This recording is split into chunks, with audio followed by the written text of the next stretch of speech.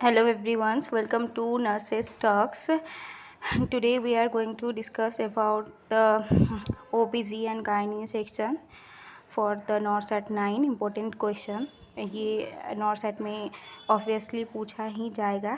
I think those who are watching this video, they know the importance of previous year question, how much it is to crack any exam.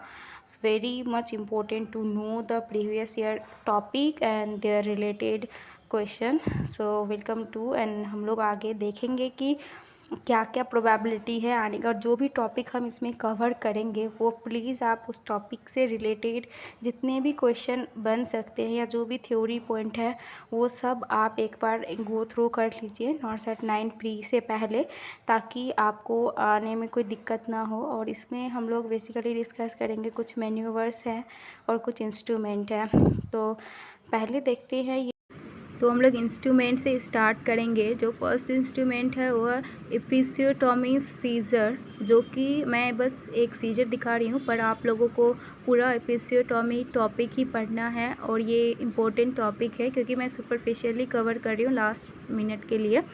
तो जैसे कि एपिसियोटॉमी scissor, ये भी पूछ सकता है कि ये क्या है. और एपिसियोटॉमी टॉपिक से पूछ सकता है कि मोस्ट कॉमन एपिसियोटॉमी कौन सा है. जैसे कि मीडियोलैटरल है, उसका बहुत सारे टाइप्स है 4.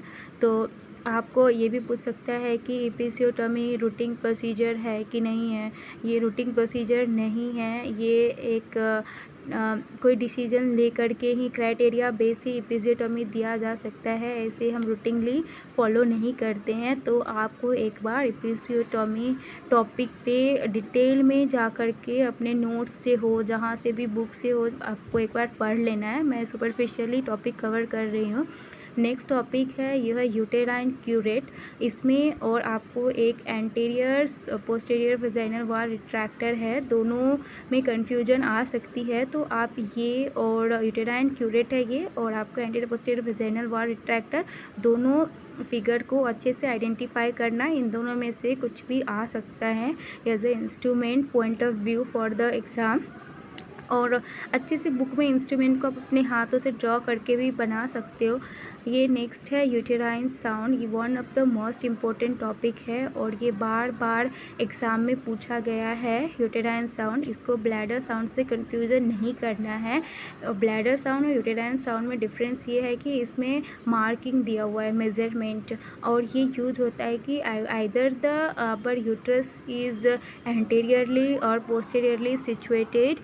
सो और भी बहुत सारे वेरियस प्रोसीजर, हमें अगर कैनुला लेकर मीन्स कैनुला या सक्शनिंग प्रोसीजर कुछ भी करना हो तो यूटेराइन को, यूट्रस को मेजर करने के लिए हम यूटेराइन साउंड करते हैं. और इसका पार्ट्स भी वेरियस, क्या ऑयली, पॉइंटेड है, मेटालिक है, एंड ये सब आप अच्छे से यूटेराइन साउंड के बारे में एक बार देख करके चाहिएगा इन नॉर्सैट 9 के लिए. आई गेस ये भी one of the important topic है जो आप स्किप नहीं कर सकते हैं किसी भी पॉइंट ऑफ व्यू से.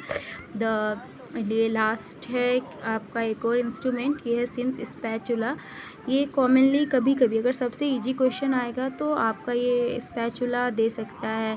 एक ये भी पूछ सकता है कि इसके ऊपर ये कॉमनली नाम क्या है, ज़्यादातर इसमें किस प्रोसीजर में यूज करते हैं. सिंपली नेम इस पर पूछ सकता है. और इस पर तो मैं क्वेश्चन तो ये सच कुछ बनता नहीं है. तो I think next video I will be covering the other part of the OBG. Till then, subscribe and thank you for watching this video.